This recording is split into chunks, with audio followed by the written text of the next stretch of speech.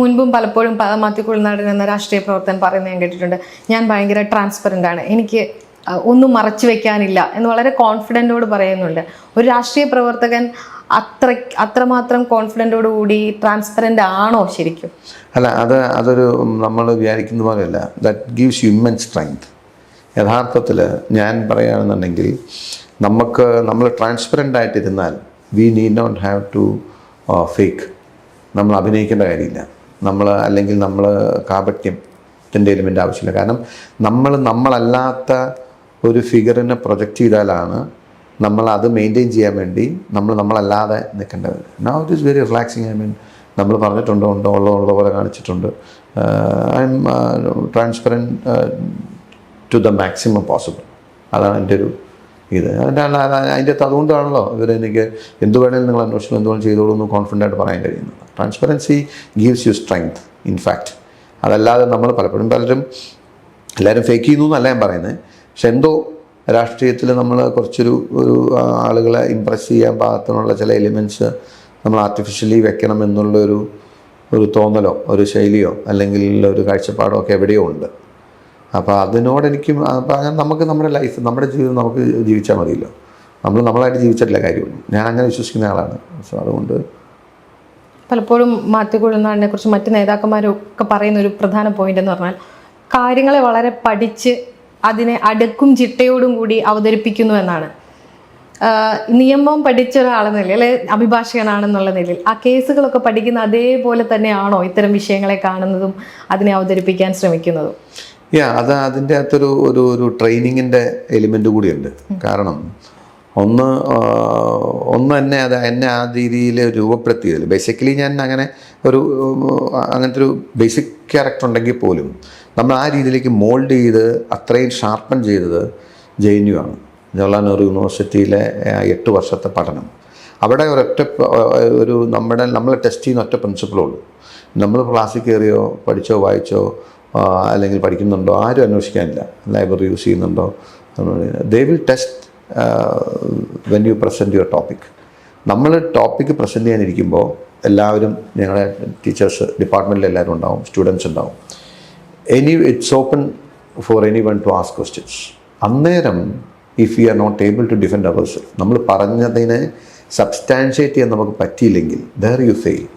They won't allow you to move forward. They will say that no, you cannot make statements without backing. നിങ്ങൾ പറയുന്നത് നിങ്ങൾക്ക് justify ചെയ്യാനും നിങ്ങൾക്ക് legitimate ആയിട്ട് prove ചെയ്യാനും പറ്റണം. എനിത്തിങ് റിസർച്ചിൻ്റെ പ്രത്യേകത അതാണ്. It should be backed with facts. അല്ലെങ്കിൽ അത് ബാക്ക് ചെയ്യുന്ന പ്രോപ്പറായിട്ടുള്ള ഇത് വേണം. അപ്പം അങ്ങനെ 8 വർഷത്തെ ട്രെയിനിങ് ആണ് JNUവിൽ. പിന്നെ 20 years ലോയറിങ്, 2 ദശാബ്ദത്തിലേറെ ലോയറിങ് എന്ന് പറയുമ്പോൾ സ്വാഭാവികമായിട്ടും നമുക്കുള്ള ഫാക്ട്സും നമുക്ക് അനുകൂലമായ കാര്യങ്ങളും ഷോർട്ട് ടൈമിൽ ജഡ്ജിനെ ഇംപ്രസ് ചെയ്യുന്ന പോലെ അല്ലെങ്കിൽ ജഡ്ജിന് മനസ്സിലാവുന്ന പോലെ പ്രസൻറ്റ് ചെയ്യണം.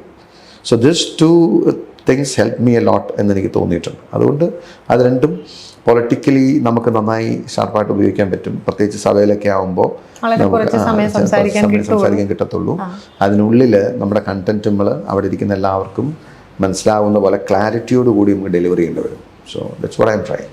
ഇത്തരം ആരോപണങ്ങളൊക്കെ ഉന്നയിക്കുമ്പോൾ അതുപോലൊരു ഹോംവർക്ക് തലേദിവസം നടത്താറുണ്ടോ? പല ദിവസം we cannot in a day we cannot prepare for all this. Many days ന്റെ ഹോംവർക്ക് ആണ് അതായിരിക്കും. പക്ഷെ നമ്മൾ അതിനെ അവതരിപ്പിക്കുന്നതിന്റെ ഒരു രീതി ഉണ്ടല്ലോ, മറ്റുള്ളവർ ചെയ്യുന്നത് പോലെ അതുകൊണ്ടാണല്ലോ നമ്മളൊക്കെ വേറിട്ട ശബ്ദമൊന്നും അല്ലെ വേറിട്ട രീതിയിൽ ഒക്കെ അതിനെ വിശേഷിപ്പിക്കുന്നത്. സഭയിൽ അത് വളരെ ക്രിസ്പായിട്ട് അത് പറയേണ്ട പോയിന്റുകളെ അടുക്കി പറയുന്നു എന്നുള്ളതാണ് താങ്കളെ പലപ്പോഴും നമ്മൾ ശ്രദ്ധിക്കാനുള്ള ഒരു കാരണം. അപ്പം ആ രീതിയിലൊരു ഹോംവർക്ക് ഒക്കെ do my homework, that's for sure. അത് ഞാൻ ചെയ്യുന്നുണ്ട്. പക്ഷെ ഞാനിങ്ങനെ സഭ പ്രസംഗിച്ച് പറഞ്ഞു നോക്കാം അങ്ങനത്തെ ഒന്നുമില്ല.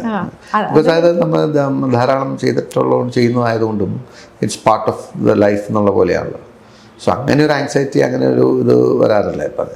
അതുകൊണ്ട് പലപ്പോഴും സഭയിൽ ഉന്നയിക്കുന്നതിന് മുമ്പ് പാർട്ടിയുമായിട്ടൊക്കെ ആലോചിച്ചിട്ടാണോ ഇത്തരം വിഷയങ്ങളൊക്കെ സംസാരിക്കാറുള്ളത്? അല്ല, ഞങ്ങൾ പാർലമെന്ററി പാർട്ടിയിൽ ഒരു ഇൻഡിക്കേഷൻ കൊടുക്കും. ചില സമയത്തൊക്കെ ചിലതൊക്കെ അങ്ങനെ അല്ലാത്ത വിഷയങ്ങൾ അവതരിപ്പിച്ചിട്ടുണ്ടല്ലോ. അതുകൊണ്ട് ചെറിയ നമ്മൾ തുടക്കമല്ലേ, ചെറിയ ചില കാര്യങ്ങളിലൊക്കെ ചിലപ്പോൾ ചെറിയ അങ്ങനെ പറയേണ്ടത് പെർമിഷൻ എടുക്കേണ്ടതൊക്കെ ചെറിയ ഇത് വന്നിട്ടുണ്ടാവും.